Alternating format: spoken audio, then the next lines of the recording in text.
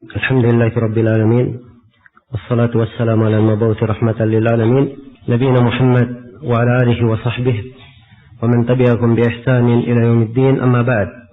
Ini sesi yang ke-36 dari pembahasan kita mengkaji Kitab Tauhid karya Syekhul Islam Muhammad bin Abdul Wahhab rahimahullahu ta'ala. Kemudian kata beliau di dalam bab yang ke-62, Babu ma ja'a fi dimmatillahi wa dimmati nabiyyih. Bab apa yang datang tentang perjanjian Allah dan perjanjian nabinya. Bab apa yang datang tentang perjanjian Allah dan perjanjian nabinya.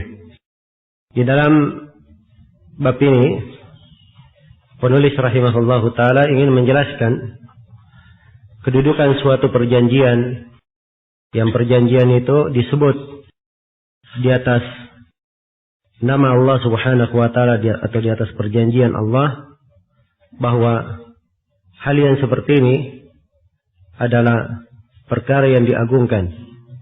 Dari kesempurnaan tauhid seorang hamba, dia hendaknya memeliharanya dan tidak melanggarnya, tidak membatalkannya, serta dia tidak sembarang untuk memposisikan sesuatu di atas janji Allah dan janji Nabi-Nya sallallahu alaihi wasallam. Iya. Dimma itu artinya al-ahad, bermakna janji. Ya, dan suatu dikatakan ahad, dikatakan janji karena seorang berkomitmen untuk menunaikannya. Sebagaimana seorang yang menanggung hutang, dia wajib menunaikan hutangnya, maka dikatakan hutang tersebut di atas dimmahnya. Di atas dimmahnya, di atas tanggung jawabnya. Iya, maka demikian pula tanggung jawab ini, seorang apabila sudah memenuhi janji, maka dia wajib, seorang apabila sudah berjanji dengan mengambil janji dengan Allah, maka dia wajib untuk menunaikannya. Dan ini dari penjagaan terhadap tauhid. Ya, dan siapa yang membatalkannya, itu adalah dalil yang menunjukkan kurangnya pengagungannya kepada Allah. Dan ini tentunya bertentangan dengan makna tauhid pada seorang hamba. Kata beliau rahimahullah, wa qaulullahi ta'ala, dan firman Allah ta'ala, wa aufu bi ahdillahi idza ahadtum ولا تنقضوا الأيمان بعد توكيدها وقد جعلتم الله عليكم كفيلا. Dan firman Allah Ta'ala, dan tepatilah perjanjian dengan Allah apabila kalian berjanji, dan janganlah kalian membatalkan sumpah-sumpah kalian sesudah kalian meneguhkan sumpah itu, sedangkan kalian telah menjadikan Allah sebagai saksi kalian terhadap sumpah-sumpah kalian. Iya, ini ayat menunjukkan tentang wajibnya menunaikan perjanjian dengan Allah. Iya. Apa artinya perjanjian dengan Allah? Seorang kalau dia bersumpah dengan menyebut nama Allah, itu artinya dia mengambil janji dengan Allah subhanahu wa ta'ala. Iya. Demikian pula seorang rakyat di bawah kepemimpinan seorang pemimpin, dia mengambil baiat dari pemimpinnya. Dan itu adalah janji. Dia tidak keluar dari kepemimpinan, tidak keluar dari ketaatan. Iya. Baik. Dan apa yang semisal dengan itu ya, itu contoh-contoh. Jadi secara umum, iya, bahwa menunaikan perjanjian dengan Allah, menunaikan ahdullah, janji kepada Allah, yaitu dengan mengerjakan apa-apa yang diharuskan di dalam perjanjian itu. Iya. Sebab Allah telah menetapkan tentang keharusannya untuk menunaikannya. Kemudian wala tanqudul aymana ba'da tawkidiha. Dan jangan kalian membatalkan perjanjian. Ini larangan ya untuk membatalkan perjanjian. Kalau dia sudah mengambil janji, sudah berjanji, tidak boleh dia batalkan. Iya. Tidak boleh dia batalkan perjanjian tersebut. Ba'da taukidiha, setelah dikuatkan. Ditaukid artinya dia bersumpah terhadapnya. wa qad ja'altumullaha 'alaikum wakila, dan kalian telah menjadikan Allah sebagai kafil yang menjaga, yang memperhatikan. Innallaha ya'lamu ma taf'alun. Sungguhnya Allah mengetahui apa yang kalian lakukan. Segala yang kalian kerjakan, Allah Subhanahu wa taala mengetahuinya. Iya. Baik, maka secara global ayat ini memerintah untuk memenuhi perjanjian dan ikatan, serta menjaga sumpah yang dikuatkan dengan menyebut nama Allah. Karena hal tersebut artinya mereka telah menjadikan Allah sebagai saksi dan pengawas terhadap mereka. Iya, dan Allah Subhanahu wa taala mengetahui perbuatan-perbuatan mereka dan tindakan-tindakan mereka, serta akan membalas mereka sesuai dengan perbuatannya masing-masing.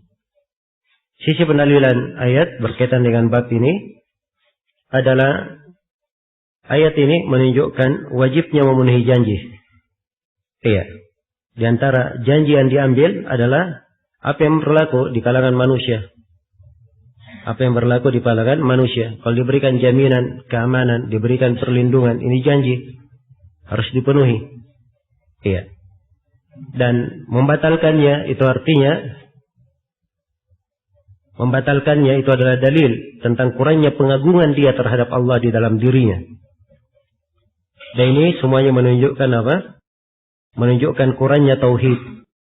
Ya, kurangnya tauhid atau hal yang bertentangan dengan kesempurnaan tauhidnya. Baik.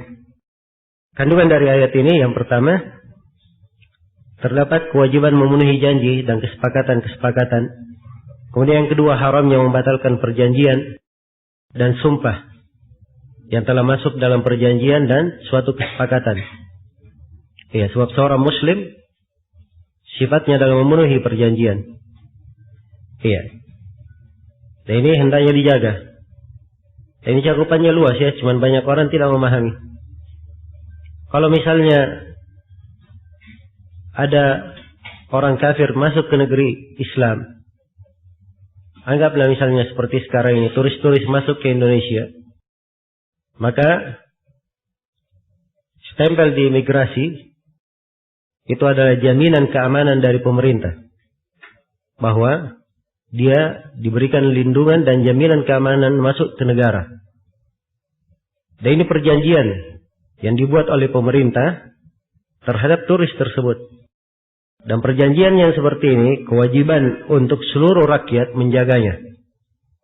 Karena Rasulullah SAW bersabda, "Dimmatul muslimina wahidatun yas'a biha adnahum."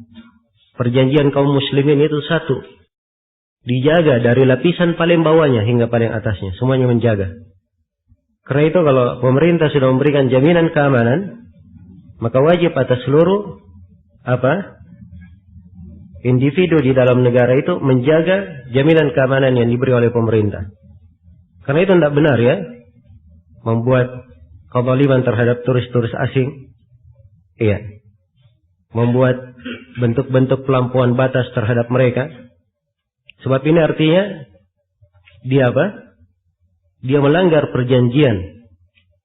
Iya, dia telah melanggar perjanjian yang telah disepakati oleh kaum muslimin. Dan Allah perintah untuk memenuhi perjanjian yang seperti itu. Dan kalau Allah memerintah itu sama saja janji dari Allah Subhanahu wa taala. Bentuk dari perjanjian dengan Allah. Sebab kita dituntut untuk berkomitmen di atas agama. Karena itu ini perkara besar ya. Nah, karena ada sebagian yang bertanya, loh kok tidak boleh diganggu? Bukankah turis-turis asing itu berbuat kerusakan? Ya, menampakkan aurat, memberi contoh yang tidak baik dan seterusnya. Dari alasan yang disebut oleh sebagian manusia. Jawabannya, kalau kalian melihat kemungkaran, maka tegurlah kemungkaran tersebut, sampaikan kepada yang berwenang di dalam hal ini. Adapun membuat pelampauan batas dengan cara membunuh, ya, meledakkan, membom dan sebagainya, itu perkara yang tidak dibenarkan. Bertentangan dengan makna memenuhi perjanjian. Iya, memenuhi perjanjian. Dan kita harus bersikap adil, jangan dilihat kepada kekafirannya. Yang dilihat seorang muslim, ia mengagungkan Allah. Dan dari pengagungan kepada Allah Subhanahu wa taala, Allah memerintah untuk memenuhi janji yang seperti ini. Untuk memenuhi janji yang seperti ini. Maka kita wajib untuk menjaganya. Kita wajib untuk memeliharanya. Dan ini hukum di dalam syariat Islam. Tidak ada di dalam agama-agama yang lainnya. Tidak ada di dalam agama-agama yang lainnya. Karena itu keliru ya kalau ada yang menuduh bahwa Islam itu mengajarkan terorisme, mengajarkan kekerasan, ya, dan sebagainya dari tuduhan-tuduhan banyak manusia di masa ini. Ini karena kejahilan mereka terhadap tuntunan syariat dan karena adanya sebagian dari kaum muslimin yang melakukan perbuatan yang mencoreng nama umat Islam. Itu saja. Adapun syariat Islam itu sendiri dengan dalil-dalil yang saya paparkan tadi, dia adalah hal yang agung, hal yang indah. Semuanya dibedakan. Kekafiran dibenci. Orang-orang kafir dibenci. Iya. Perbuatan kemaksiatan dibenci. Tapi bukan artinya kita melampaui batas. Melampaui batas dan melakukan hal-hal yang dilarang oleh Allah Subhanahu wa taala dan Rasulnya. Nah, bahkan Nabi sallallahu alaihi wasallam bersabda tentang membunuh kafir muahad, kata beliau, man qatala muahadan lam yarah raihatal jannah. Siapa yang membunuh kafir muahad, dia tidak mencium baunya surga. Kenapa? Sebab ini bentuk dari perjanjian. Sudah berjanji untuk berdamai. Ya, setelah itu dia bunuh kafirnya. Ini tentunya hal yang sangat tercela dalam agama. Umat Islam tidak pernah diajarkan untuk berkhianat. Tidak pernah diajarkan untuk menjadi orang-orang yang berakhlak, kaum munafikin, melanggar janji. Iya, tidak seperti itu. Tapi dia jaga. Kalau ada kemungkaran, tegur kemungkarannya. Seorang boleh menegur dengan lisannya. Iya. Dia boleh melaporkan kepada pihak yang berwenang. Kalau yang berwenang, yang berbuat, yang membiarkannya seperti itu, maka itu tanggung jawab mereka, antara mereka dan Allah Subhanahu wa ta'ala. Adapun kita, tidak boleh seorang itu masuk ke dalam perkara-perkara yang di luar kemampuannya. Karena kita tidak dibebani dengan hal yang di luar kemampuan kita. Allah berfirman, la yukallifullahu nafsan illa wus'aha. Allah tidak membebani seseorang kecuali sesuai dengan kemampuannya. Baik. Kandungan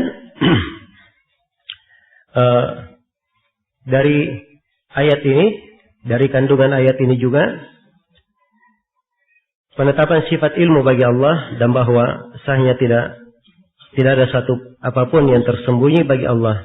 Kemudian yang keempat, di dalam ayat ini juga terdapat ancaman keras bagi orang yang membatalkan perjanjian dan membatalkan apa? Kesepakatan. Iya. Dan di dalam ayat ini juga terdapat penegasan tidak bolehnya seorang membatalkan sumpah tanpa ada maslahat yang lebih kuat. Tanpa ada maslahat yang lebih kuat. Kecuali kalau ada maslahatnya, dia batalkan sumpahnya, dia sudah bersumpah tidak akan berbuat begini, tapi ternyata dia lihat bahwa selain dari itu lebih afdal, lebih utama, tidak ada masalah. Falyatil ladzi huwa khair wal yukaffir an yamini. Hendaknya dia datangi hal yang lebih afdal dan dia bayar kafarah terhadap sumpahnya. Baik. Jadi sekali lagi penekanan dalam ayat ini kewajiban apa? Memenuhi janji. Iya. Kewajiban memenuhi janji. Dan tidak memenuhi janji, ini adalah tanda kurangnya pengagungannya kepada Allah. So, kalau dia mengambil janji dengan nama Allah, mengambil janji dengan manusia di atas persetujuan dan syariat Allah, maka kapan dia membatalkannya, maka ini dalil menunjukkan apa? Kurangnya pengagungan dia kepada Allah. Dan seorang yang kurang pengagungannya kepada Allah, ini bertentangan dengan apa? Bertentangan dengan tauhidnya. Bertentangan dengan tauhidnya. Ini sisi pembahasannya. Kenapa penulis memasukkan ayat ini di sini? Kemudian beliau bawakan hadits yang panjang di sini. Ini termasuk salah satu hadits-hadits pokok dan sumber pensyariatan di dalam pengaturan banyak perkara. Di dalam masalah jihad, di dalam masalah hubungan dengan orang kafir, membangun hubungan perjanjian, perdamaian, hubungan bilateral dan selainnya. Ini hadits termasuk dasar dan pondasinya. Iya. Kata beliau an Buraidah radhiyallahu anhu annahu qala kana Rasulullah sallallahu alaihi wasallam idza amara amiran ala jayshin aw sariyatin awsahu bi taqwallahi ta'ala wa man ma'ahu minal muslimina khaira. Faqala ugzu bismillah fi sabilillah qatilu man kafara billah ugzu wa la tagullu wa la taqdiru wa la tumathilu wa la taqdiru wa la tumathilu wa la taqtulu walida. فإذا لقيت عدوك من المشركين فدعوهم إلى 3 خلال أو خصال فأيتهن أجابوك فاقبل منهم وكف عنهم ثم دعوهم إلى الإسلام. Iya.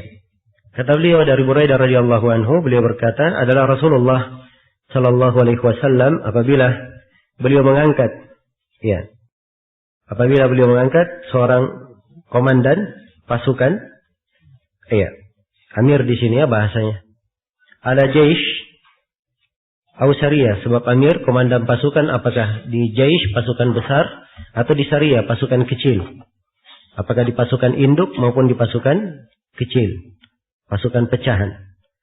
Iya. Maka kalau beliau mengangkat seorang pemimpin pasukan, awsahu bi taqwallah ta'ala wa man ma'ahu minal muslimina khaira. Maka beliau berpesan kepadanya agar bertakwa kepada Allah dan berlaku adil kepada kaum muslimin, ya, yang bersamanya. Beliau memberikan wasiat kepadanya dan wasiat kepada kaum muslimin yang bersamanya agar supaya bertakwa kepada Allah, ya, dan memberikan wasiat kebaikan untuk mereka. Faqala, dan beliau berkata, ugzu bismillah, berperanglah dengan menyebut nama Allah. Ya, perhatikan ya, memulai perkara yang penting dengan menyebut apa? Nama Allah. Iya. Dan memulai perkara yang penting itu dia membaca bismillah saja. Bismillah saja. Ada penulisan di dalam surat, penyampaian ilmu dan selainnya, baru dia lengkapi, dia baca bismillahirrahmanirrahim. Tapi kalau dia hanya sekadar berbuat suatu pekerjaan, maka cukup dia baca bismillah saja. Iya. Kadang sebagian orang dia tambah bismillahirrahmanirrahim dalam makan, dalam minum. Nah, ini tidak benar ya. Sebab Nabi hanya mengajarkan bismillah, titik, tidak ada tambahannya. Dan itu yang harusnya diikuti. Baik. Kemudian kata beliau, ugzu bismillah, berperanglah dengan menyebut nama Allah, fi sabilillah, di atas jalan Allah. Diingatkan ya, bahwa jihad yang agung seperti ini mengorbankan nyawa, harta, kekuatan, segala yang dia miliki, ini harus dikontrol niatnya agar supaya fi sabilillah, di atas jalan Allah. Qatilu man kafara billah, perangilah siapa yang kafir kepada Allah. Ugzu, perangilah, wala tagullu, dan jangan kalian menggelapkan harta rampasan perang. Wala tabdiru, dan jangan kalian mengkhianati perjanjian. Nah, ini qadar namanya. Kalau dia melanggar bimmah, ya, melanggar ahad, maka itu artinya dia melakukan qadar. Iya. Wala tumassilu, dan jangan mencincang jasad korban yang terbunuh. Dan ini tidak pernah dilakukannya di dalam peperangan umat Islam. Kalau sudah mati, mati. Tidak boleh mencincang, memotong telinganya, memotong hidungnya. Berbeda dengan orang-orang kafir. Iya. Berbeda dengan orang-orang kafir. Mereka tidak ada aturan dalam hal ini. Wala taqtulu walidan, jangan kalian membunuh anak-anak kecil. Ini dilarang dalam peperangan. Iya. Dan ini tidak pernah diindahkan oleh orang-orang kafir. Ini juga yang kita saksikan pada sebagian orang yang melakukan peledakan, pengeboman, dianggap itu jihad, tapi korban yang jatuh masuk juga dari anak-anak kecil. Ini menunjukkan kejahilan mereka terhadap perkara agama. Karena memang memang jihad-jihad yang mereka sangka itu sebenarnya bukan jihad, tapi itu adalah bentuk dari pengurusakan di atas muka bumi. Iya. Baik. Jihad itu syariat yang agung, dengan ketentuan, dengan syariat.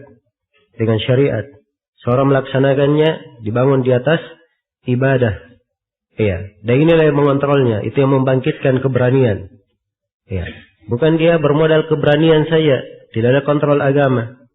Ya, kalau hanya sekedar berani nekat, semua orang bisa berani nekat.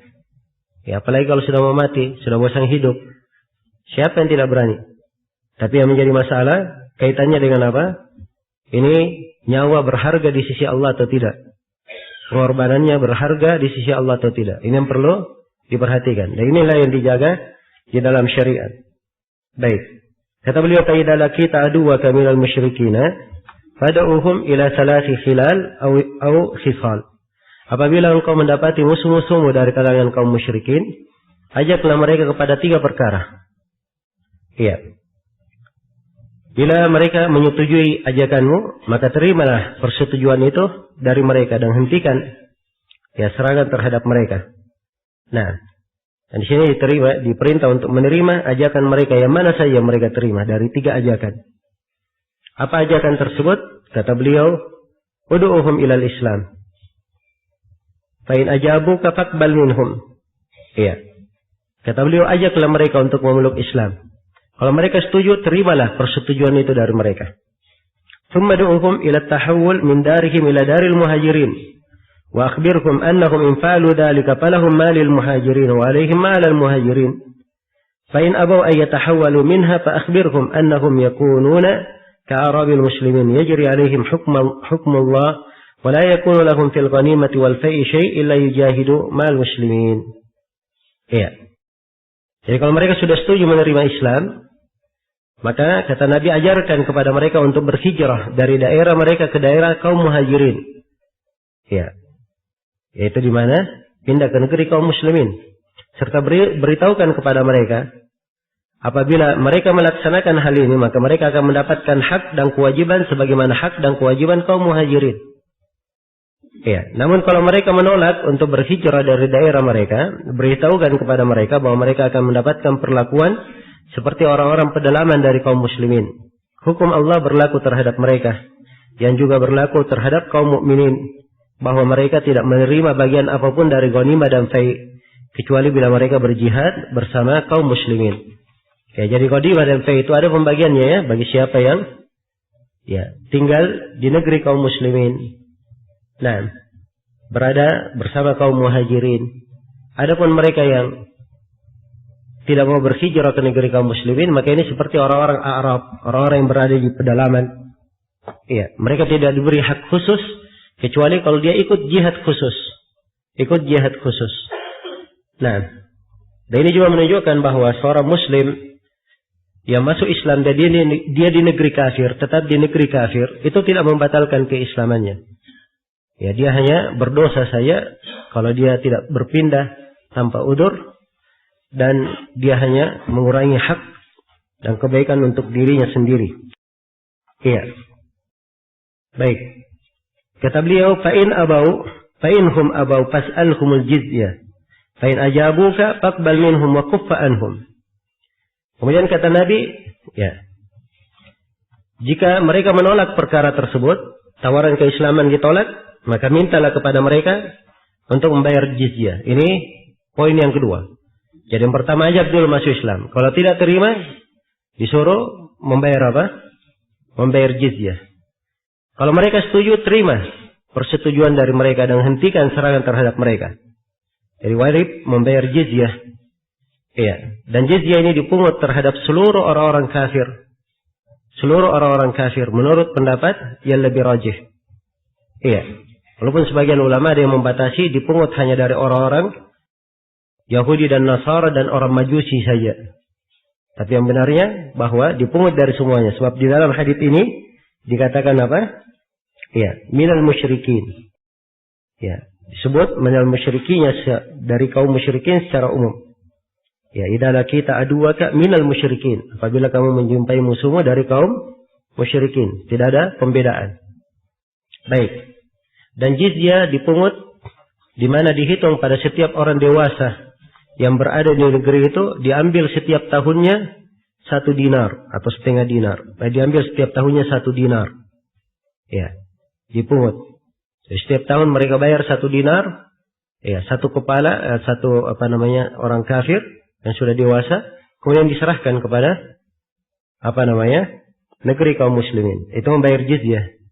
Ini punya hukum-hukum tersendiri berkaitan dengan kafir dhimmi ini, pembahasan luas di dalam syariat kita, di dalam pembahasan hukum ketatanegaraan, hukum kemasyarakatan di dalam negara. Ini dibahas ya.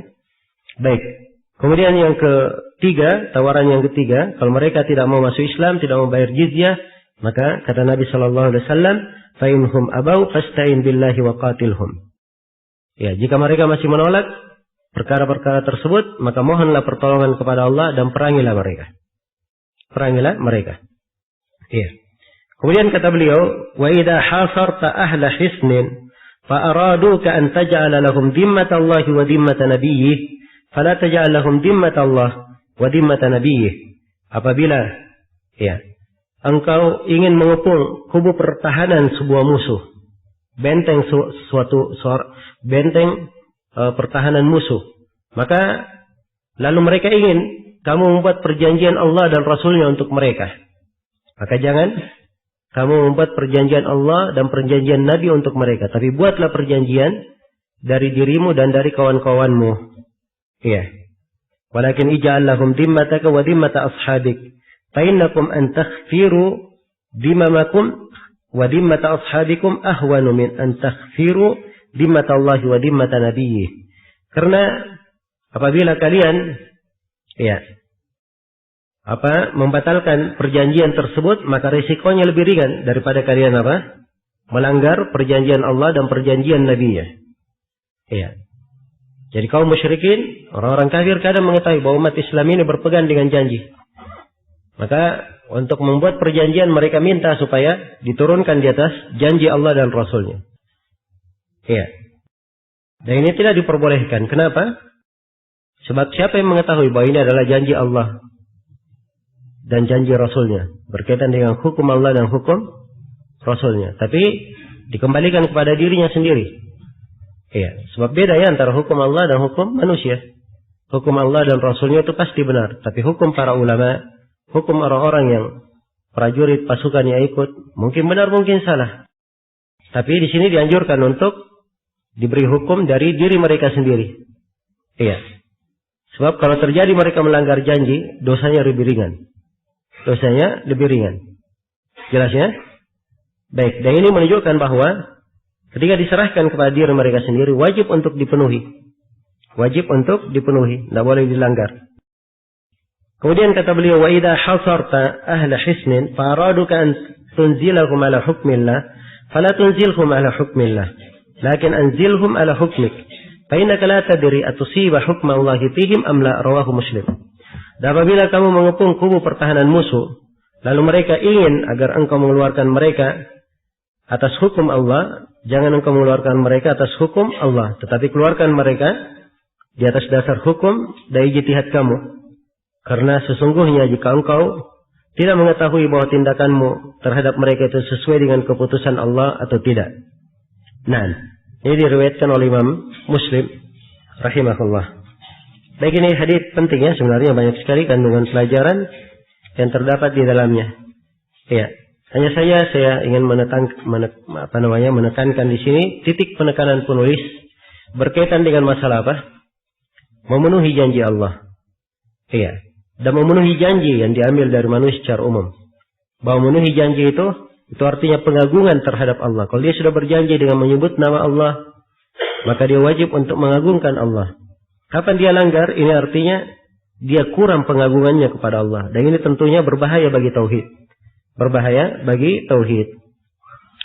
Ya, di dalam hadits ini terdapat beberapa faedah. Yang pertama, disyariatkan mengirim syariah dan pasukan untuk berjihad di jalan Allah. Ya, dan ini tentunya dilakukan oleh pemerintah muslim. Kemudian yang kedua, wajib mengadakan peperangan dalam rangka meninggikan kalimat Allah dan menghapus kekafiran dari muka bumi, bukan dalam rangka mendapatkan kekuasaan atau mengharapkan keduniaan ataupun mendapatkan kepuasan syahwat. Kemudian yang ketiga, disyariatkan mengangkat pemimpin bagi pasukan dan syariah. Ya, sebab kepemimpinan dalam jihad itu adalah perkara yang penting. Ya, dan Rasulullah sallallahu alaihi wasallam telah bersabda, "Al-innamal imamu junnah." Ya, yuqatalu min waraihi. Sungguhnya imam itu adalah junnah, pemimpin. Hendaknya dilakukan peperangan di belakangnya. Karena itu jihad tidak dikatakan jihad kecuali kalau jihad itu dipimpin oleh pimpinan negara atau dipimpin oleh orang yang ditunjuk oleh pimpinan negara. Ya, apakah dianggap sebagai gubernur atau pimpinan pasukan atau pimpinan batalion atau pimpinan pecahan lebih kecilnya kalau batalion? Ya. Kompi ya. Baik. Dan semisal dengan itu. Nah, dipahami ini ya. Jadi harus ada kepemimpinan di dalam jihad itu. Kemudian yang keempat, disyariatkan bagi waliul amr, penguasa, untuk memberi wasiat kepada para pemimpin pasukan dan menjelaskan langkah-langkah yang harus mereka jalani dalam jihad tersebut. Iya. Nah, ini juga diambil oleh para umat. Ini terkait dengan jihad ya. Demikian pula terkait di dalam dakwah di jalan Allah Subhanahu wa taala. Sebab dakwah itu ada sebagian hal yang memang terkait dengan pemerintah. Mereka yang mengaturnya. agar supaya kemaslahatannya lebih besar di tengah manusia. Walaupun sebagaimana yang telah kita terangkan, bahwa berdakwah itu adalah mas'uliyah masytarakah, tanggung jawab yang bersyirikat di dalamnya seluruh kaum muslimin dan muslimat sesuai dengan kemampuannya dan apa yang dia sanggupi. Baik. Kemudian yang ketiga disyariatkan, yang keempat, yang kelima, bahwa jihad itu harus dengan izin pemerintah dan penguasa. Yang keenam disyariatkan untuk berdakwah kepada Islam sebelum menyerang. Ya. Yang ketujuh disyariatkan mengambil jizyah dari semua orang kafir. Ini menunjukkan ya bahwa jihad itu salah satu solusi. Salah satu solusi. Bukan seluruh solusi. Bukan seluruh solusi. Karena itu ketika di Mekah, Nabi tidak ada jihad dengan tangan.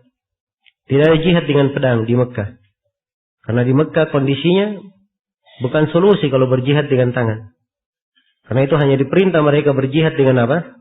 Dengan lisan. Ya. Dan harus dipahami bahwa jihad itu wasilah. Dari wasilah-wasilah dakwah. Kalau dia bermanfaat, ditegakkan. Kalau tidak bermanfaat, ya atau belum waktunya, maka dicari wasilah yang lain. Wasilah yang lain. Nah, baik. Kemudian yang ketujuh, larangan membunuh anak kecil dalam peperangan. Kemudian yang yang kedelapan, disyariatkan mengambil jizyah dari semua orang kafir. Yang kesembilan, larangan merusak mayit, itu mencincang atau yang semisal dengannya.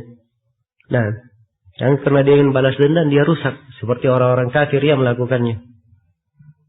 Dan ini tidak dikenal di tengah umat Islam. Yang ke-10, larangan mengambil ghanimah sebelum dibagi. Larangan mengkhianati perjanjian. Yang ke-6, menghormati perjanjian Allah dan perjanjian Nabi-Nya. Dan penjelasan antara perjanjian Allah dan Nabi-Nya ini dengan perjanjian kaum muslimin. Yang ke-12, tuntutan untuk berhati-hati agar tidak terjatuh dalam perkara yang dilarang. Yang ke-13, bahwa seorang mujtahid ada kalanya dia benar dan ada kalanya dia salah. Dan ada perbedaan antara hukum Allah dan hukum ulama. Ini akan kita terangkan ya di Masail Syekh. Kemudian yang ke-7, petunjuk untuk mengerjakan suatu hal yang paling kecil bahayanya. Iya. Kemudian yang ke-9, disyariatkan berijtihad ketika diperlukan. Jadi seorang kalau perlu berijtihad, boleh saja dia berijtihad kalau dia ahli ya dan punya kelayakan di dalam hal tersebut. Kemudian penulis rahimahullah menyebutkan beberapa masail. Iya. Kata beliau, al-ula al-farqu baina dimmatillahi wa dimmati nabihi wa dimmatil muslimin. Iya, yang pertama perbedaan antara perjanjian Allah dan perjanjian Nabi-Nya dan perjanjian kaum muslimin. Jadi ada dua, perjanjian Allah dan Nabi-Nya dan ada perjanjian kaum muslimin. Ini beda ya antara keduanya. Beda antara keduanya. Ya. Perjanjian Allah Subhanahu wa taala dan perjanjian Nabi-Nya. Ya. Itu tentunya berasal dari sisi Allah dan sisi Rasul-Nya. Ya, berbeda dengan perjanjian apa? Kaum muslimin itu berada dari sisi mereka sendiri. Nah, baik. Kemudian yang kedua, kata beliau, al-irsyadu ila aqallil amrayn khataran. Petunjuk Rasulullah SAW agar memilih salah satu dari dua pilihan yang paling ringan risikonya. Ya kalau dia milih, ya antara perjanjian Allah dan Rasulnya dan perjanjian kaum muslimin, pilih perjanjian kaum muslimin. Ya sebab ini lebih sedikit risikonya. Nah. Ini kaidah umum ya dalam syariat. Ini disebut dengan nama kaidah akhaffu irtikabu akhaf ad-dararain. Iya. Ini termasuk kaidah-kaidah syariat. Iya. Walaupun para ulama menjelaskan syarat-syarat ya di dalamnya. Baik. Kemudian yang ketiga, qauluhu ughzu bismillahi fi sabilillah. Berperanglah dengan nama Allah di jalan Allah. Iya. Ini perhatikan ya, dengan menyebut nama Allah di jalan Allah. Ini mana-mana berkaitan dengan tauhid. Karena itu diingatkan oleh penulis. Yang keempat, qauluhu qatilu man kafara billah. Perangilah orang yang kafir kepada Allah. Ini juga dari mana tauhid ya. Jadi peperangannya bukan karena dunia, bukan karena sesuatu yang lain kecuali karena agama, adanya yang kafir kepada Allah. Kemudian yang kelima, qauluhu istain billahi wa qatilhum. Ya, sabda beliau, mintalah pertolongan kepada Allah dan perangilah orang-orang kafir. Ya, terdapat ya bagaimana seorang itu ketika berperang, dia tidak bersandar pada dirinya sendiri, tapi dia bersandar kepada Allah Subhanahu wa taala. Iya.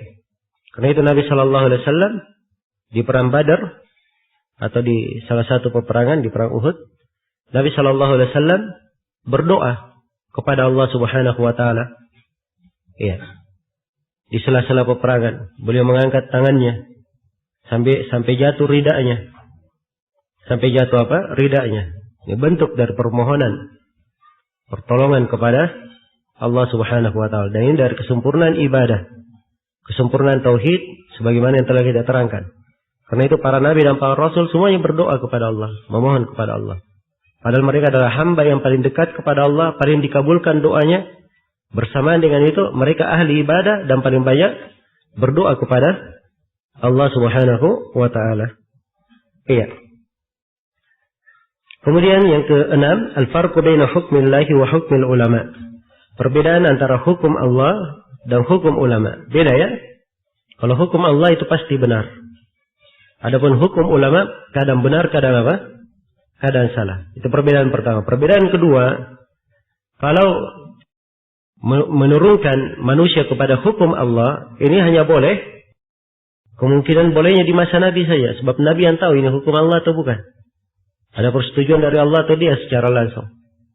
Atau mungkin ini tidak diperbolehkan secara mutlak. Adapun hukum terhadap ulama itu diperbolehkan.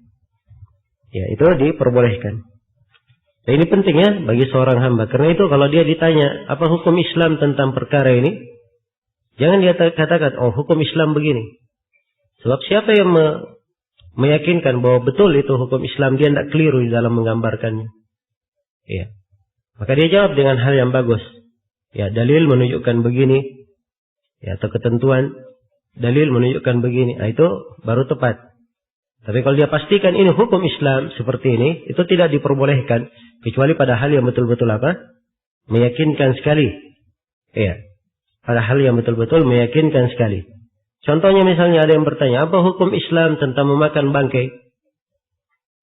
Ya, dijawab hukum Islam memakan bangkai hukumnya adalah apa? Haram. Dan ini jelas sebab tidak ada silang pendapat di kalangan para ulama dan itu dimaklumi sebagai hukum Islam. Ya, tapi dalam perkara-perkara yang mengandung ijtihad, apalagi silang pendapat di kalangan ulama, kemudian dia katakan hukum Islam begini, itu tidak diperbolehkan. Jelas ya? Kemudian yang ketujuh, fi qauli sahabi yahkumu indal haja bi hukmin la yadri ayuatiku hukmallahi amla. Ya. Saat diperlukan, sahabat terkadang menetapkan suatu hukum, tidak diketahui secara pasti apa hukum tersebut sejalan dengan hukum Allah atau tidak. Ya. Maksudnya di sini bahwa sahabat itu boleh berijtihad. Boleh berijtihad. Dan seorang pemimpin boleh berijtihad dalam hal-hal yang seperti ini.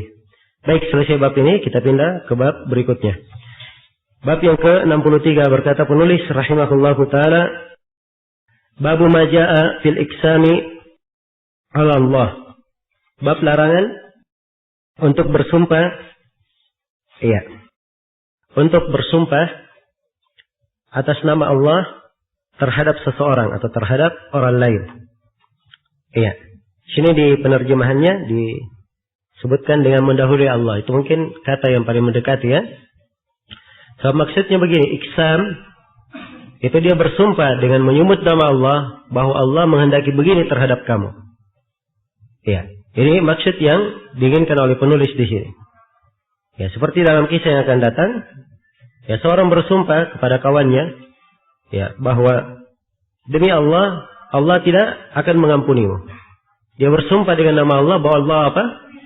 Tidak mengampuninya. Dan ini tentunya kelancangan terhadap Allah. Dari mana dia pastikan? Dari mana dia memakai nama Allah, mewakili Allah di dalam apa? Di dalam menetapkan hal yang seperti itu. Iya.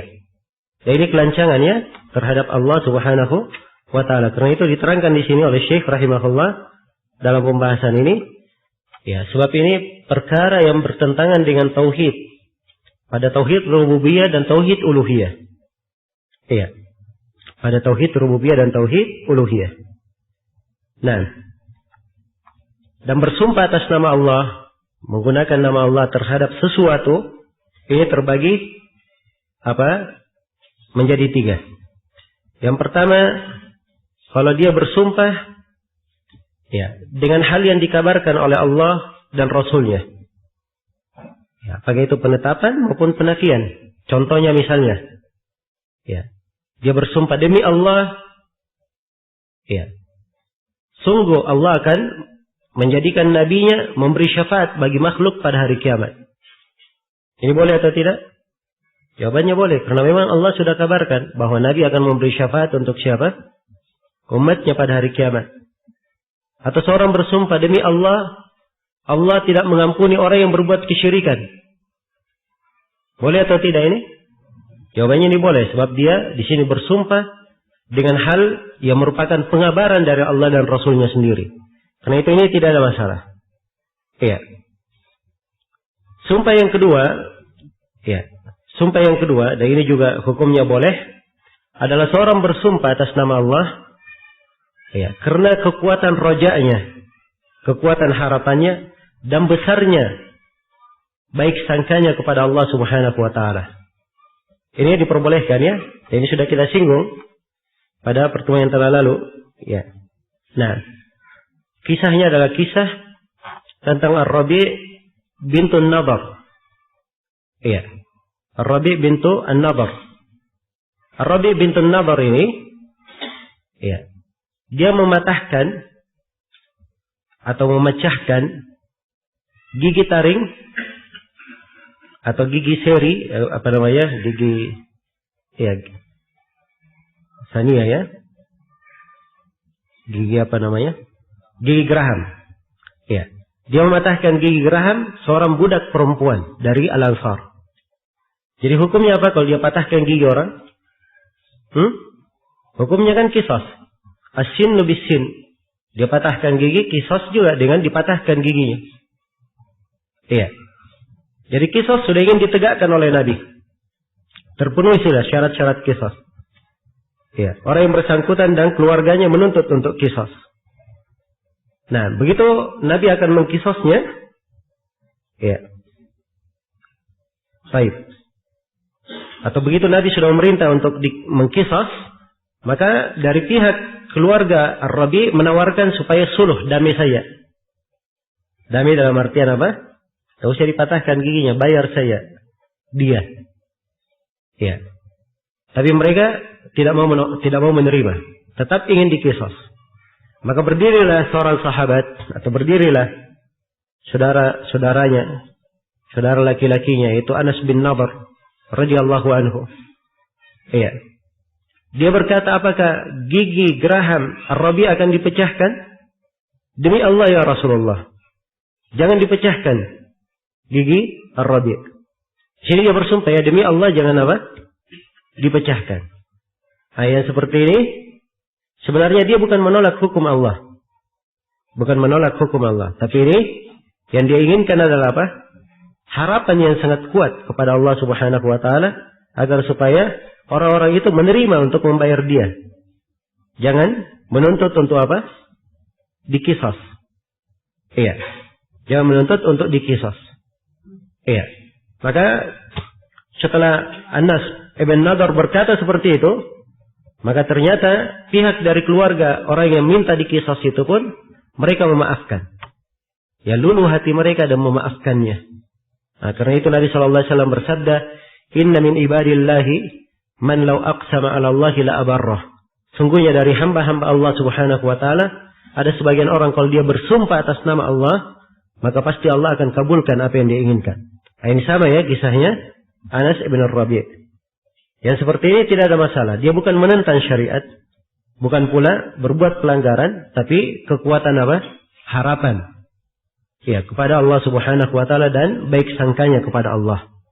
Ini yang kedua. Yang ketiga, ini yang dibahas oleh penulis di sini tentang tidak bolehnya bahwa dia bersumpah atas nama Allah itu karena bangga terhadap dirinya, takjub terhadap dirinya, atau dia batasi keutamaan dan rahmat Allah, serta dia lakukan karena berjelek sangka kepada Allah. Berjelek sangka. Maka ini adalah hal yang diharamkan. Hal yang diharamkan. Ya, dan perkara yang seperti ini perkara yang berbahaya ya. Sebab ini disebutkan di dalam hadits menghancurkan amalan. Menghancurkan amalan. Kita baca haditsnya ya, bagaimana sifat larangannya. Kata beliau Jundub bin Abdullah radhiyallahu anhu annahu qala Rasulullah sallallahu alaihi wasallam qala rajulun wallahi la yaghfirullahu li fulan. Faqala Allah azza wa jalla man dhal ladhi yata'alla alayya an la aghfira li fulan inni qad ghafartu lahu wa ahbattu amalak rawahu Muslim. Wa fi hadits Abi Hurairah anna al-qa'ila rajulun abid. Faqala Abu Hurairah takallama bi kalimatin awbaqat dunyahu wa akhiratah. Iya. Kata beliau dari Jundub bin Abdullah, beliau berkata Rasulullah sallallahu alaihi wasallam bersabda, ada seorang yang pernah bersumpah. Ya, seorang yang pernah bersumpah ini diterangkan oleh Abu Hurairah ya, bahwa dia adalah apa? Seorang ahli ibadah. Iya. Dia berkata, wallahi la yaghfirullahu li fulan. Demi Allah, Allah tidak mengampuni si fulan. Iya. Perhatikan ya ucapannya. Dari mana orang ini punya ilmu bahwa Allah tidak akan mengampuni si fulan? Seakan-akan dia memiliki rahmat, menentukan adab. Hah? Ini pelanggaran terhadap hak Allah. Iya. Dan dia ahli ibadah, dianggap dirinya ahli ibadah. Dan orang yang dia katakan tidak diampuni jatuh terus dalam dosa. Sudah berbuat dosa, jatuh lagi dalam berbuat dosa. Ya, dikiranya apa? Dikiranya hal tersebut sudah tidak ada harapan lagi baginya. Ya, karena itu ingat ya bahwa seorang muslim bagaimanapun ibadah yang dia lakukan, tidak boleh dia bersikap ujub, membanggakan diri. Dan ini sudah kita bahas ya pada hal-hal yang lain, pada pembahasan-pembahasan yang telah lalu. Karena itu obat untuk hal yang seperti ini, seorang hamba jangan pernah memandang bahwa dirinya itu punya kelebihan. Dan jangan pernah memandang bahwa dirinya itu bersih dari dosa. Itu saja pokoknya. Ya, kalau dia tahu dirinya banyak kekurangannya, dan dia tahu dirinya ya banyak dosanya, dan dia tahu dirinya belum tentu dia diridhai oleh Allah, maka ini akan menghilangkan penyakit-penyakit yang disebut di dalam hadits ini, dan itu akan menyempurnakan tauhidnya. Baik. Begitu orang tersebut berucap seperti ini, faqala Allahu azza wa jalla, maka Allah azza wa jalla berfirman, ya, siapakah yang bersumpah mendahuluiku bahwa aku tidak mengampuni si fulan? Sesungguhnya aku telah mengampuninya dan aku telah menghapuskan amalanmu. Perhatikan ya, malah orang yang berdosa ini tadi apa? Diampuni pahalanya oleh Allah karena adanya yang berbuat zalim kepadanya. Iya. Karena itu perhatikan ya, orang yang dilakukan padanya kezaliman, iya, dalam bentuk ucapan maupun perbuatan, tidak perlu dia khawatir. Allah tidak menelantarkan dari haknya. Iya. Maka Allah katakan, saya telah ampuni bagi kamu, wahai orang yang berdosa, saya telah ampuni bagi dia orang berdosa itu.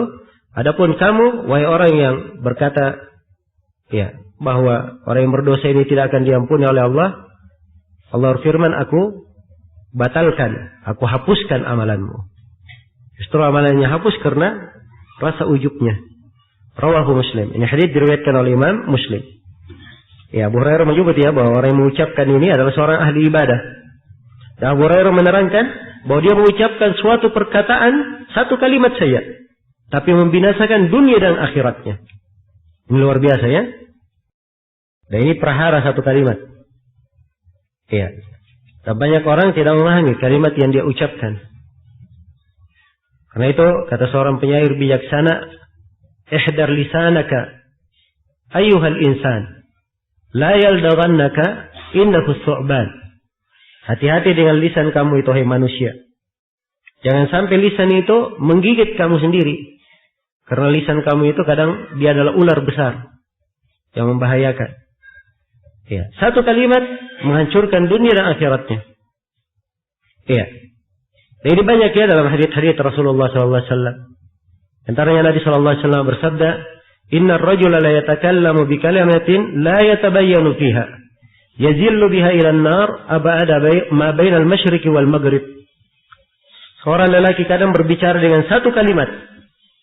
Dia tidak perjelas kalimat ini. Tidak dia cek benar atau tidak. Ya, satu kalimat dia ucapkan. Satu kalimat ini menyeret dia ke dalam neraka jauhnya sejauh timur dan barat. Sejauh timur dan barat. Dan kadang seseorang mengucapkan satu kalimat. Iya.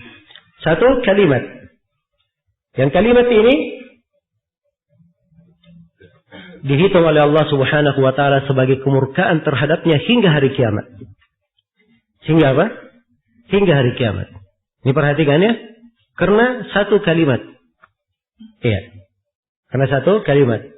Itu dalam Al-Quran Allah Subhanahu wa taala berfirman, "Innal ladzina yuhibbuna an tashi'al fahishatu fil ladzina amanu, ya, lahum adabun alimun fid dunya wal akhirah." Nah, diterangkan apa? Bahwa orang yang cinta, suka tersebar kekejian di tengah orang-orang yang beriman, untuknya siksaan yang sangat pedih di dunia dan di akhirat. Nah, ini satu kalimat ya. Tidak diperjelas. Bagaimana kalau jelas kalimatnya dusta dan jelas kalimatnya rusak? Iya. Dan ini bukan cuma kalimat saja. Bagaimana kalau yang disebarkan itu tontonan? Ya, bikin video tentang kesyirikan, tentang sihir. Ini kekufuran. Demikian pula yang banyak jadi tren sekarang di kalangan ya orang-orang yang tidak beragama, bikin video-video yang tidak senonoh, kemudian disebarkan. Ya. Tersebar di tengah manusia kekejian ini. Bisa dibayangkan betapa banyak dosa yang dia dapatkan. Sampai kemana dosanya? Dan ini bukan perkara kecil dalam agama. Orang yang berbuat seperti ini, menyebarkan kekejian seperti ini, ya, di dalam syariat kita, itu hukumnya hukuman-hukuman yang sangat besar. Bahkan kadang di dalam hukum syar'i, kalau bahayanya ya kalimat tersebut membuat kerusakan yang sangat besar, bisa dihukum mati. Kalau sekarang ada yang rekam video porno, ya paling digiring ke kantor polisi, dinasihati jangan ulangi lagi. Setelah itu pulang ke rumah. Bisa dibayangkan ya betapa banyak kerusakan yang terjadi di tengah masyarakat. Iya. Karena perbuatan-perbuatan membiarkan hal-hal yang seperti ini. Karena itu hukum-hukum Islam, ya, sifatnya penjagaan terhadap kehormatan manusia. Penjagaan terhadap kehormatan. Iya. Dan inilah yang dilalaikan. Banyak dari manusia dia sangka, ya, lebih pandai membuat hukum, lebih pandai membuat kebijaksanaan. Ya, dan ini naudzubillah orang-orang yang tidak menghormati dan tidak mengenal keagungan syariat Allah Subhanahu wa taala. Ya, dan kalau seorang muslim sebagaimana yang telah lalu, keyakinannya bahwa hukum Allah yang terbaik. Iya. Dia punya kewajiban berhukum dengan hukum Allah, dan itu bagian dari tauhid. Bagian dari kalimat la ilaha illallah, bagian dari pengakuannya terhadap tauhid rububiyah. Dari tauhid rububiyah. Iya. Karena itu ini masalah besar ya, hendaknya berhati-hati di dalamnya. Baik, kemudian kata penulis rahimahullah, ya Syekh di sini di halaman berapa? Di halaman 587 atau 88 beliau menerangkan 3 faedah untuk hadits ini. Yang pertama, haramnya bersumpah mendahului Allah kecuali dalam bentuk berhusnudzan, berbaik sangka kepada Allah atau mengharapkan kebaikannya. Itu tadi sudah kita terangkan ya. Yang kedua, wajibnya beradab yang baik kepada Allah. Yang ketiga, begitu dahsyatnya bahaya lisan dan wajib menjaga apa? Menjaga lisan. Dan terdapat di dalam hadits ini sisi pendalilan penulis larangan untuk iksam ala Allah. Iya. Dan terdapat penetapan sifat berbicara bagi Allah. Dan terdapat di dalam hadits luasnya rahmat Allah. Sebab orang yang berdosa ini diampuni apa? Dosanya. Dan terdapat juga di dalam hadits bahwa amalan-amalan itu tergantung penutupnya. Sebab ini orang ahli ibadah, tapi dia tutup dengan apa?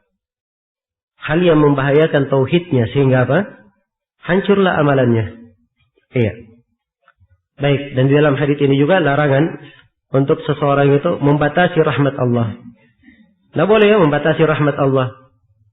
Ya, seakan-akan hanya dia saja yang mendapatkan rahmat. Ya, seakan-akan surga itu hanya kaplingan dia saja. Ya, dia menentukan. Nah, ini tidak diperbolehkan. Jangan memberi bahasa-bahasa yang mengarah ke sana. Atau kalimat-kalimat yang membahasakan ke sana. Ya, hendaknya diterangkan. Kalau ada kesalahan, dia terangkan kesalahan. Dia tegur kesalahan. Tetap dia di atas gambaran umum bahwa semuanya dengan rahmat Allah. Tapi rahmat Allah itu untuk seorang masuk ke dalam surga didapatkan dengan menjalankan perintah dan meninggalkan apa? Meninggalkan larangan. Ya, pernah ada seorang Arabi, ya, yang saking cintanya dia kepada Rasulullah dan saking semangatnya dia berdoa, ya, Allahumma gfirli wa Muhammadan. Allahumma gfirli wa Muhammadan. Apa? Wala takfir ma'ana ahadan. Terus mana dengan ini ya? Katanya, ya Allah, ampunilah saya dan Nabi Muhammad. Dan jangan engkau masukkan bersama kami siapapun selain kami. Ya, jadi hanya doa untuk dirinya dan siapa? Nabi Muhammad saja. Maka Nabi mengucapkan hal ini, beliau berkata, laqad tahajjarta wasi'a. Sungguh kamu ini telah telah membuat atau telah menyempitkan sangat jauh sekali. Kamu sempitkan rahmat Allah itu. Tidak boleh ya disempitkan. Masa yang diampuni cuma dia saja dan Nabi Muhammad. Kata beliau, fihi masail. Di dalam hal ini terdapat masail. Ya, pembahasan. Yang pertama, at-tahdiru min at-ta'alli 'ala Allah. Larangan peringatan untuk bersumpah terhadap Allah. Kemudian yang kedua, kaunun nar aqraba ila ahadina min syirakin 'alihi. Neraka berada lebih dekat dari salah seorang di antara kita dari tali pengikat sendalnya. Itu mana sabda Nabi ya? Satu kalimat subhanallah, tadinya ahli ibadah langsung berubah menjadi apa? Penduduk neraka. Iya. Ini sangat berbahaya sekali. Karena itu seorang muslim harusnya dia memiliki kekhawatiran selalu menjaga tauhidnya. Nah, itulah kemarin yang kita terangkan ya, bagaimana seorang yang bertauhid itu punya kekhawatiran terhadap kesyirikan. Sebab kadang dia jatuh di dalam hal-hal yang seperti itu, dia tidak menyadari. Ya, dan sudah berlalu ya pintu-pintu syirik yang tersembunyi. Ya. Pintu-pintu syirik yang tersembunyi. Dari pembahasan riya, dari pembahasan berjelek sangka kepada Allah, ini termasuk pembahasan luas ya, dan banyak syirik tersembunyi di situ. Iya. Dalam masalah ketaatan, ya. Dalam masalah ketaatan, dalam masalah harapan, dalam masalah penyandaran nikmat. Banyak sekali bentuk-bentuk kesyirikan yang sifatnya apa? Tersembunyi. Ya, dan seorang kalau tidak paham dengan benar bentuk-bentuk ini, khawatir dia masuk di dalamnya dan dia apa? Tidak menyadarinya. Karena itu perlu dipelajari, diperhatikan, diulangi dan diulangi. Agar supaya dia kuat di atas tauhid dan betul-betul mengenal kesyirikan itu sehingga dia terhindar darinya. Ibarat orang yang sangat kenal orang yang jahat, kalau dia ketemu dengan orang itu, baru dia lihat saja jalannya dari kejauhan, oh dia sudah tahu itu si jahat fulan itu. Padahal dia belum lihat rupanya, baru dia lihat gaya apa? Gaya jalannya. Iya, jelas ya. Dan ada orang kadang baru dia cium baunya saja, dia sudah tahu, oh ini ada si fulan di sini. Baru baunya saja yang dia cium. Iya, jelas ya. Nah, itu demikian pula seorang tingkatan-tingkatannya dalam pengetahuan terhadap tauhid dan kesyirikan.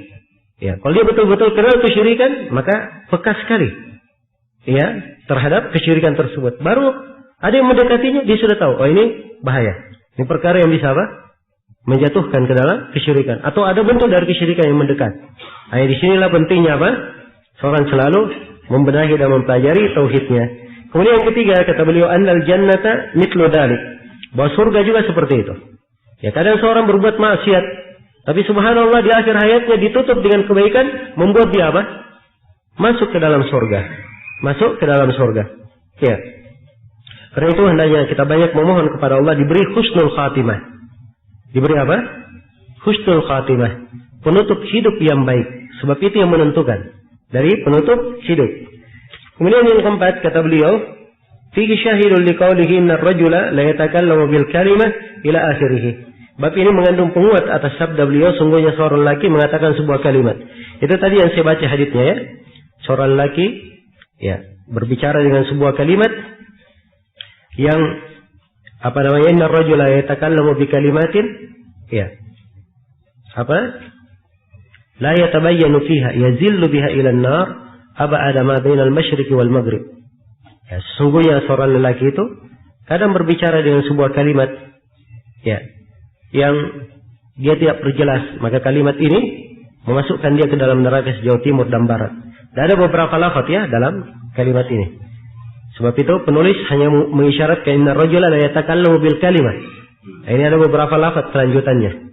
Ada lafaz itu tadi, ada lafaz dia akan dimurkai hingga hari kiamat, dan ada lafaz ya dia akan diseret ke dalam neraka sejauh 70 tahun.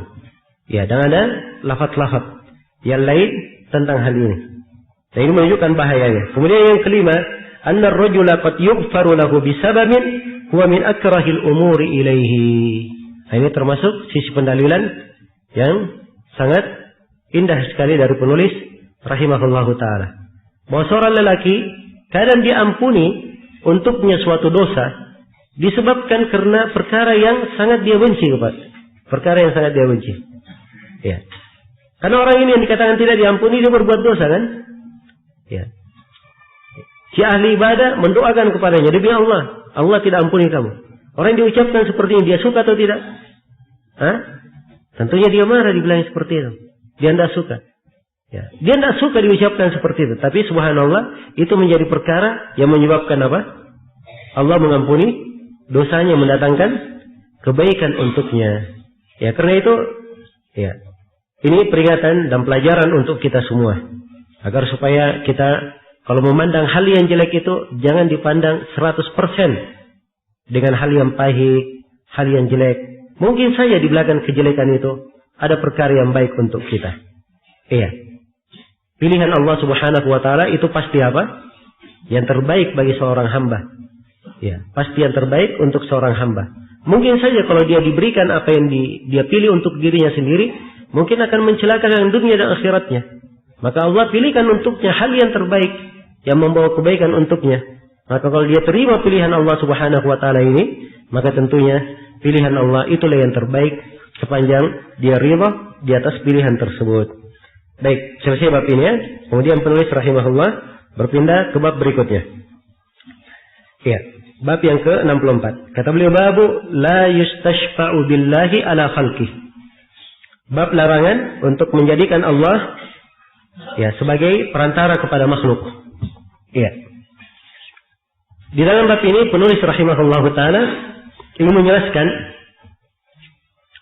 salah satu dari hal yang terlarang yang membahayakan tauhid, yaitu seseorang tidak boleh menjadikan Allah sebagai perantara kepada makhluk. Seperti apa yang akan datang di sini dari ucapan Arabi, ya, ia meminta syafaat kepada Allah terhadap Rasulullah sallallahu alaihi wasallam. Jadi menggunakan Allah sebagai perantara untuk meminta kepada siapa? Rasulullah sallallahu alaihi wasallam. Ini terbalik namanya. Iya. Dan ini dari perkara yang sangat bertentangan dengan apa? Dengan tauhid. Karena itu diingatkan di sini oleh Syekh rahimahullahu taala akan perkara ini, akan bahaya hal ini. Sebab yang menjadikan Allah sebagai perantara kepada makhluk terdapat di dalamnya bentuk ya apa? Celaan atau menganggap kurang keagungan dan kebesaran Allah Subhanahu wa taala dan menurunkan kedudukan Allah Subhanahu wa taala. Dan ini tentunya sangat jelas bertentangan dengan tauhid. Baik. Jadi ini maksudnya dari bab ini. Sekarang kita baca hadis yang disebutkan oleh penulis tentang tidak bolehnya. Kata beliau an Jubair bin Mut'im radhiyallahu anhu annahu qala jaa'a a'rabiyyun ila an-nabiy sallallahu alaihi wasallam faqala ya Rasulullah nuhikatil anfus wa ja'al iyal wa halakatil amwal fastaskilana rabbak fa inna nastashfi'u billahi alayka wa bika 'ala Allah. Ya. Datang seorang Arabi dari Jubair bin Mut'im radhiyallahu anhu, ia berkata bahwa datang seorang Arabi, seorang Badui kepada Nabi sallallahu alaihi wasallam lalu berkata, wahai Rasulullah, ya, orang-orang telah kepayahan. Anak-anak kecil dan keluarga, maksudnya anak dan istri kami sudah kelaparan. Harta benda kami sudah musnah. Harta benda maksudnya tanaman, ya, ternak, Karena tidak ada air yang turun, mati ternaknya. Tanamannya mati. Sudah musnah harta bendanya. Iya. Fastasqi lana rabbak. Maka mohonlah untuk kami kepada Rabbmu. Ya. Baik. Jadi permintaannya jelas ya. Bagus permintaannya. Mohonlah ya, hujan kepada Rabbmu untuk kami. Ini sudah benar ya semuanya. Cuman kalimat yang terakhir ya. Fa inna nastashfi'u billahi 'alaika. Sesungguhnya kami meminta ya. Apa? Meminta kepada Allah sebagai perantara terhadapmu. Sebagai perantara kepadamu. Ya, dan kami memintamu sebagai perantara kepada Allah. Nah, perhatikan ya. Ya. Maka Nabi sallallahu alaihi wasallam mendengarkan hal ini, faqala an-nabiy sallallahu alaihi wasallam subhanallah. Subhanallah, fama zala yusabbihu hatta urifa dhalika fi wujuhi ashabihi. Jadi beliau berkata subhanallah, subhanallah. Maha suci Allah. Maha suci Allah. Ini ucapan yang besar ya. Sebab terkandung di dalamnya ya, suatu bentuk celaan dan pengurangan terhadap Allah Subhanahu wa taala yang sangat besar. Maka itu beliau terus bertasbih sampai ya tampak ya pada wajah beliau, dan ini diketahui oleh para sahabatnya. Kemudian Rasulullah sallallahu alaihi wasallam bersabda, "Ya waihaka atadri ma Allah?" Ya. Betapa celakanya kamu. Ya. Tapi di sini perhatikan ya, bahasa Nabi waihaka. Ini memang kalimat betapa celakanya kamu, kalimat hardikan, kalimat apa? Kalimat teguran. Tapi waihaka itu mengandung makna apa? Makna rahmat, makna kasih sayang. Ya, beda dengan wailaka. Kalau wailaka itu memang dicela. Ya. Tapi waihak ini mengandung makna apa? Mengandung makna rahmat, kasihan. Iya. Jadi kalau diartikan dengan bahasa lain, betapa kasihannya kamu dengan kerugian ini. Apa yang kamu ucapkan itu tadi. Ya. Atau terima Allah, tahukah kamu siapa itu Allah? Iya. Tahukah kamu siapa itu Allah? Ya. Ini perhatikan ya, bahasa untuk menjelaskan hakikat. Dan dengan sifat pertanyaan, Allah Subhanahu wa taala Maha Agung. Ya, untuk digambarkan. Ya, dan seorang manusia bagaimanapun dia menggambarkan keagungan Allah dengan lisannya, tetap Allah lebih agung daripada itu. Karena itu pertanyaan Nabi indah sekali. Tahukah kamu siapa itu Allah? Iya. Kemudian Nabi sallallahu alaihi wasallam bersabda, "Inna sya'nallahi a'zam min dzalik." Iya. Sesungguhnya kedudukan Allah lebih agung daripada yang demikian itu.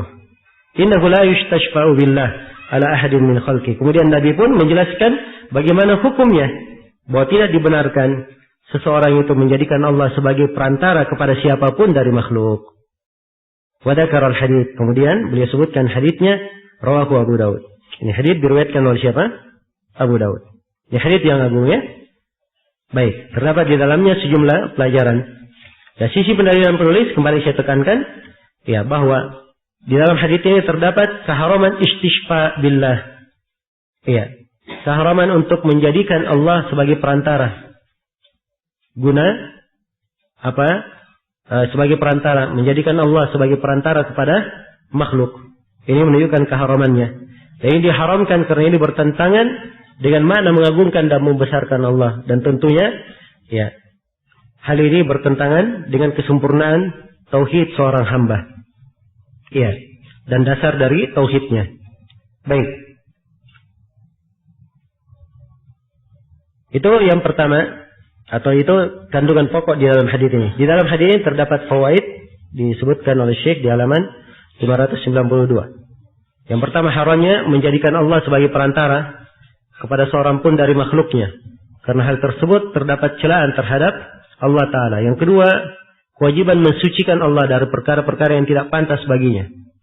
Kalau ada yang melihat orang yang berbuat dosa, berbuat maksiat, mengucapkan kalimat kekufuran, mengucapkan hal-hal yang tidak layak, maka dia berucap subhanallah, maha suci Allah. Ya, kita sucikan Allah, kita agungkan Allah dari kesyirikan, dosa yang mereka perbuat. Nah, kemudian yang ketiga, terdapat pengingkaran kemungkaran dan mengajari orang yang belum mengetahui. Dan yang keempat, bolehnya menjadikan Rasul sebagai perantara kita, ya, ketika beliau masih hidup. Nah, ketika beliau masih hidup. Jadi ketika beliau masih hidup, ya, kaum muslimin ingin agar supaya diturunkan hujan untuk mereka. Mereka datang kepada Rasul, memohon supaya Rasulullah berdoa kepada Allah. Ini tidak ada masalah ya, sebab ini di dalam kemampuan Rasulullah dan Rasulullah apa? Masih hidup. Tapi kalau Rasulullah sudah meninggal, ini boleh atau tidak? Tidak boleh. Karena itu siapa yang datang ke kuburan Nabi atau dia berdoa kepada Nabi langsung di sekarang ini, maka itu pasti dihitung kepada apa? Kesyirikan. Jelas ya? Iya. Kemudian yang kelima, memberi pelajaran dengan metode tanya jawab. Karena itu lebih tertanam di dalam jiwa. Sebab Nabi ketika menegur, Nabi tanya kepadanya, "Atadri Allah, tahukah kamu siapa Allah?" Ya, supaya tertanam di dalam jiwanya. Kemudian Nabi terangkan bahwa Allah lebih agung daripada yang demikian itu. Lebih agung daripada yang demikian tersebut. Dan terdapat di dalam hadits ini penjelasan haramnya meminta hujan dari selain Allah. Ya, karena para sahabat ini termasuk Arabi, mereka tidak minta hujan kepada Nabi, tapi minta hujan kepada siapa? Kepada Allah. Mereka minta kepada Nabi supaya memohon kepada Allah agar diturunkan hujan. Ya, dan terdapat di dalam hadits penjelasan tentang bahaya kejahilan. Orang ini jahil ya, Arabi ini. Ya, tapi subhanallah, karena kejahilannya terucap kalimat yang apa? Nabi bertasbih, mengulangi tasbihnya. Karena jeleknya kalimat ini, istishfa billahi alal khalq. Baik. Kemudian di akhir bab, penulis rahimahullah menyebutkan masail. Kata beliau, fihi masail, al-ula inkaruhu ala man qala nastashfi'u billahi alaika. Ya. Ada beberapa permasalahan yang terkandung dalam bab ini. Pertama, pengingkaran beliau sallallahu alaihi wasallam terhadap orang-orang yang mengatakan kami meminta Allah sebagai perantara kepadamu. Ini sudah diterangkan ya, dan ini pokok pembahasan. Kemudian yang kedua, taghayyuruhu taghayyuran urifati wujuhi ashabihi min hadhil kalimah. Perubahan yang jelas pada diri Rasulullah. Diketahui pada wajah-wajah para sahabat beliau karena ucapan tersebut. Iya. Dan ini menunjukkan bagaimana besarnya pengagungan Rasulullah terhadap apa? Terhadap kebesaran Allah. Begitu ada yang mencela Allah, berucap kalimat yang mengurangi kedudukan Allah, langsung berubah wajah beliau. Ya, terucap tasbih. Ya. Dan ini pada banyak keadaan terjadi pada Rasulullah sallallahu alaihi wasallam. Dan ini pula yang terjadi pada ulama Islam. Perhatikan Imam Malik ya. Ketika ada yang berkata kepada Imam Malik, ya, wahai Imam Malik, Ar-Rahman 'alal arsy istawa. Ar-Rahman di atas arsy-Nya beristiwa. Bagaimana Allah itu beristiwa? Langsung merah wajah Imam Malik rahimahullah.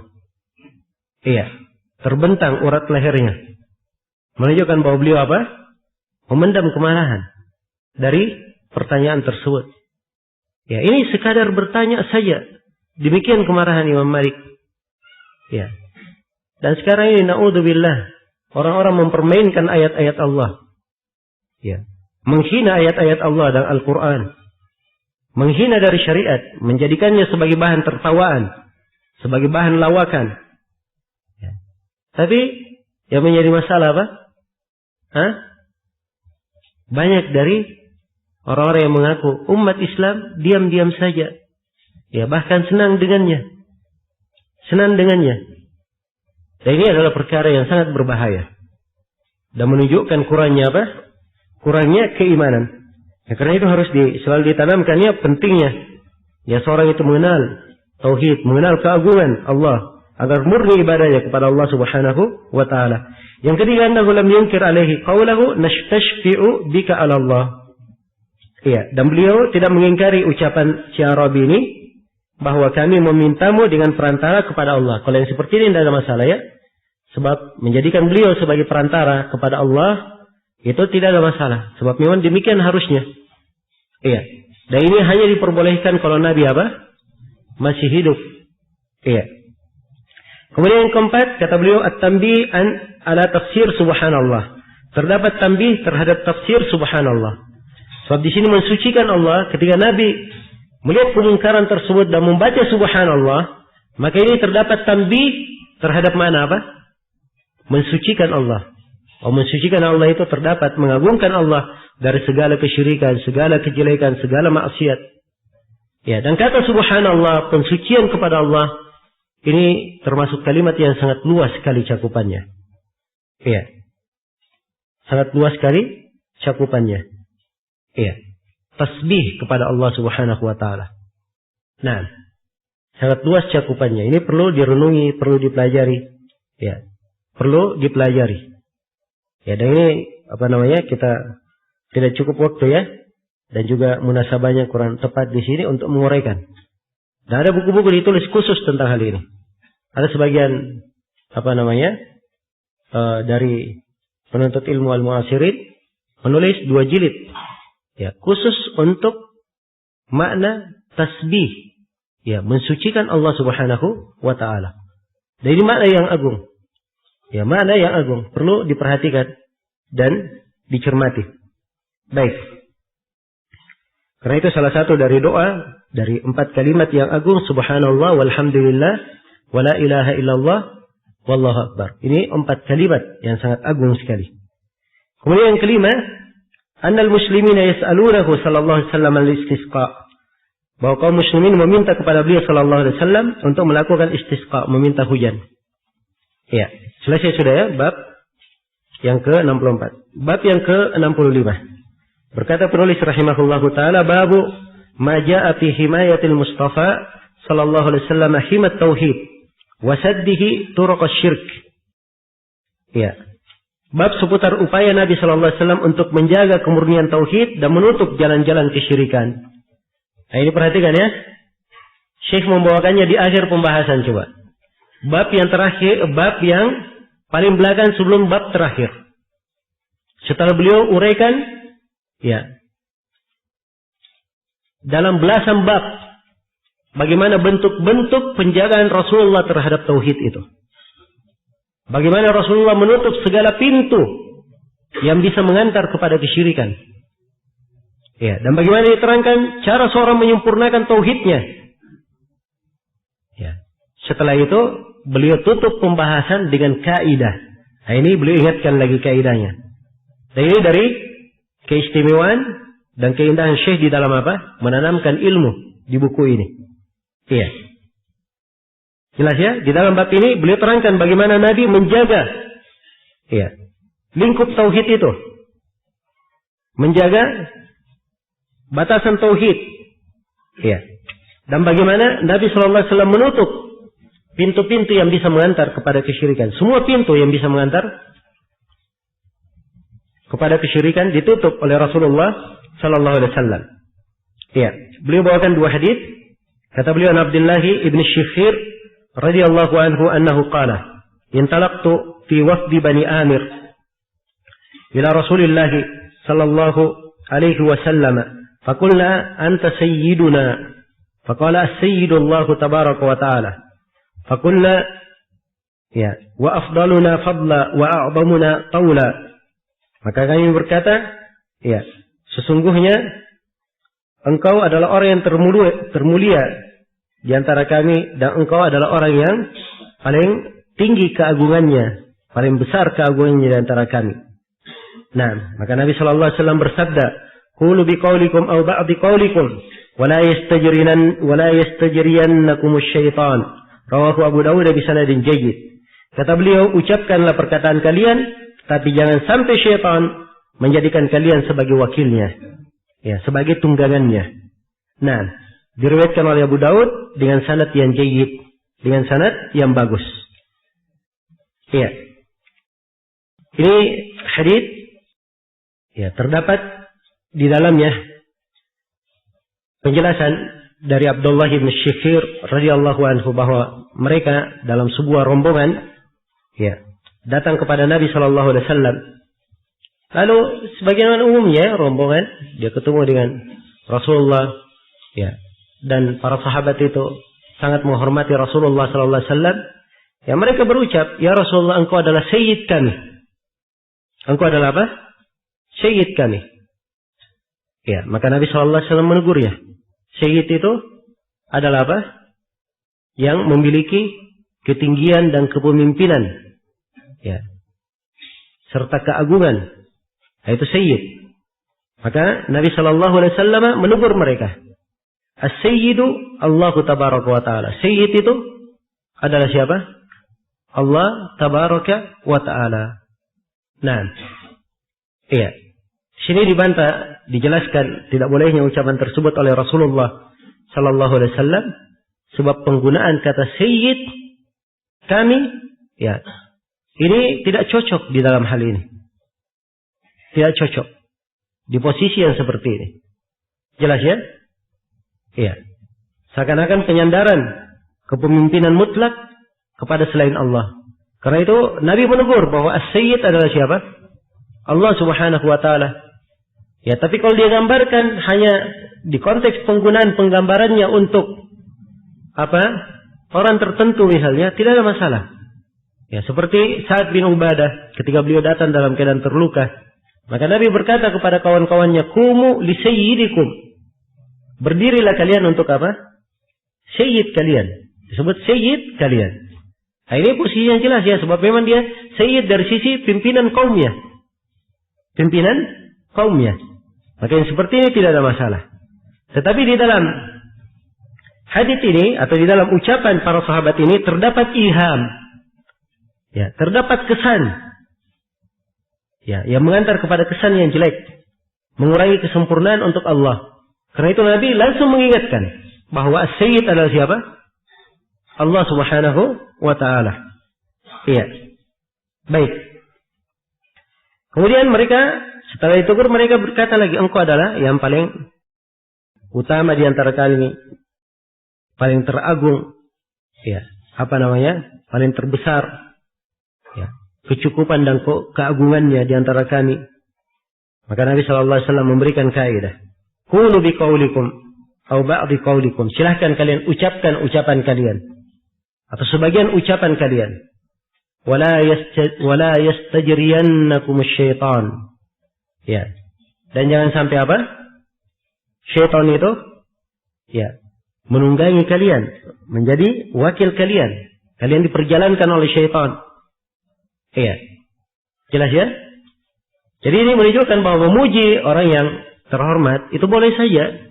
Dipuji dengan pujian yang layak, yang sepantasnya saja. Tidak boleh dipuji dengan pujian apa?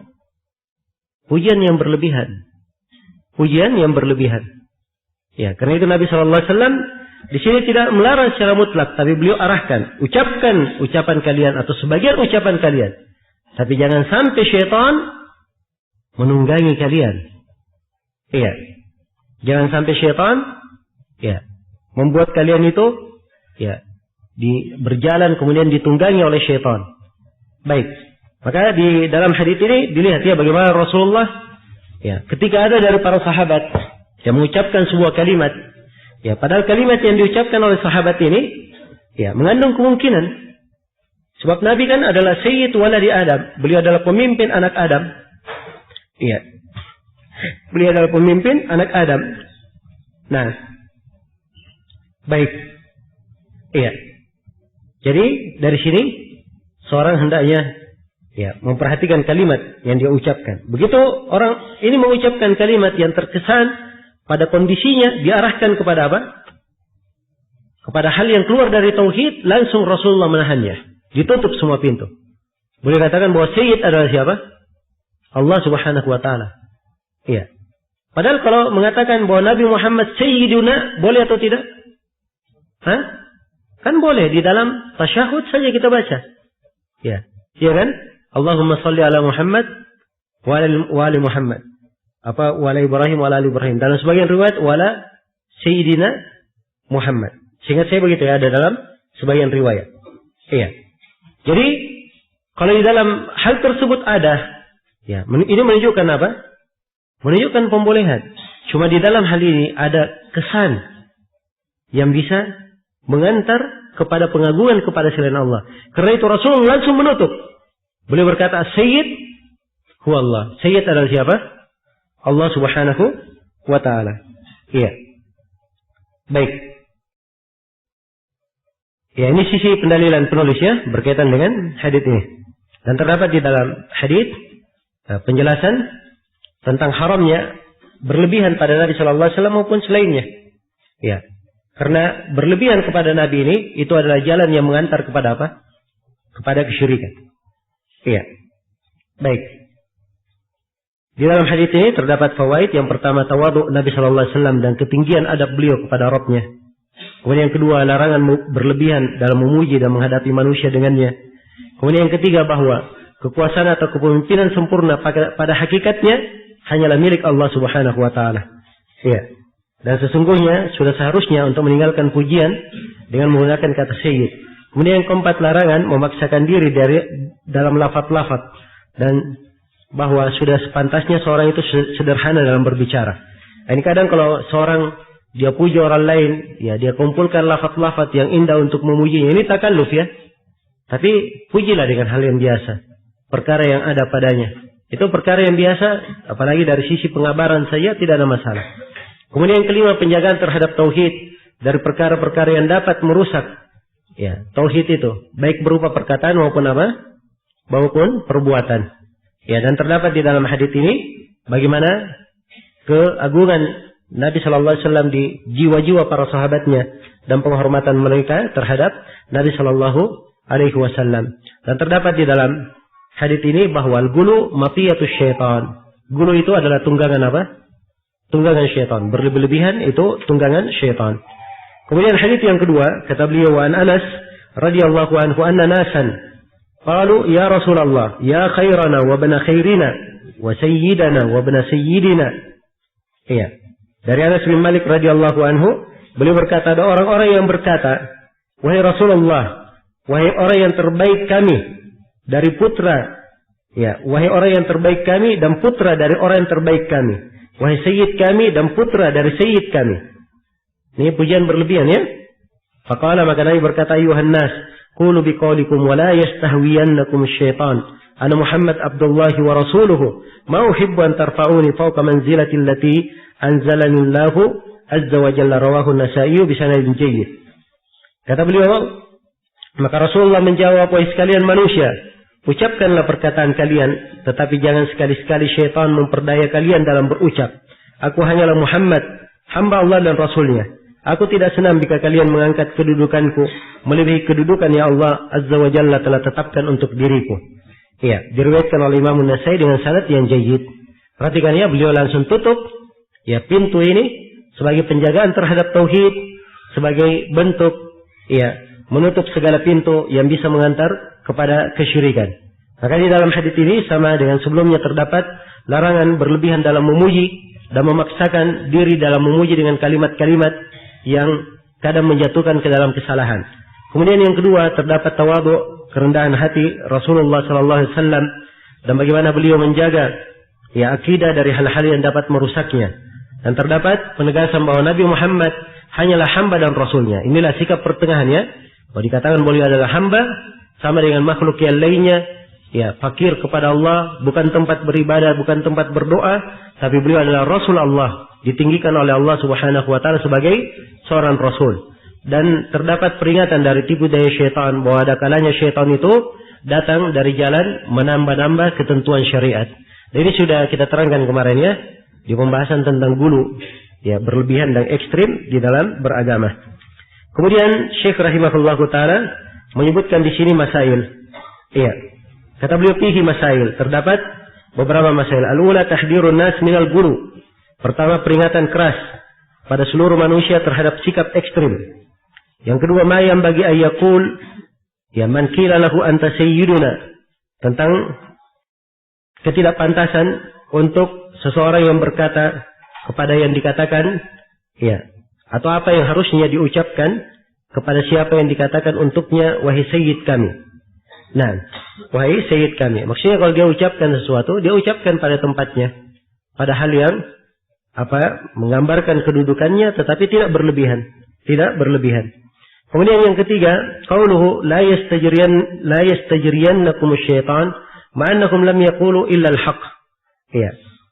Nah, sabda beliau, jangan sekali-sekali syaitan memperdaya kalian. Padahal para sahabat tidak mengatakan apa-apa kecuali apa? Kebenaran. Ya, subhanallah, yang diucapkan oleh sahabat semuanya apa? Semuanya benar, ada dari sifat Rasulullah. Tapi bersama dengan itu, Nabi berkata, la yastahwiyannakum syaitan, la yastajriyannakum syaitan. Jangan kalian ditunggangi oleh syaitan, diperdaya oleh syaitan. Dan ini menutup pintu yang mengantar kepada apa? Iya, kesyirikan itu. Kemudian yang keempat, qauluhu ma uhibbu an tarfa'uni fawqa manzilati. Dan sabda beliau, aku tidak senang bila kalian mengangkat kedudukanku melebihi kedudukanku sesungguhnya. Tidak boleh seorang berlebihan pada Rasulullah sallallahu alaihi wasallam dalam bentuk apapun. Dan ini insyaallah taala sudah berlalu ya pembahasannya. Baik, sisa satu bab lagi. Ya, insyaallah taala kita selesaikan di sesi yang terakhir. Setelah salat maghrib nanti ya. Baik, nanti pertanyaannya didahulukan ya, pertanyaan-pertanyaan yang berkaitan dengan pelajaran dulu. Kalau sudah selesai pertanyaan berkaitan dengan pelajaran, berkaitan dengan pembahasan tauhid, ya baru kita baca pertanyaan yang lainnya. Untuk sementara saya cukupkan sampai sini. Subhanakallahumma wa bihamdik asyhadu an la ilaha illa anta astaghfiruka wa atubu ilaik walhamdulillahirabbil alamin.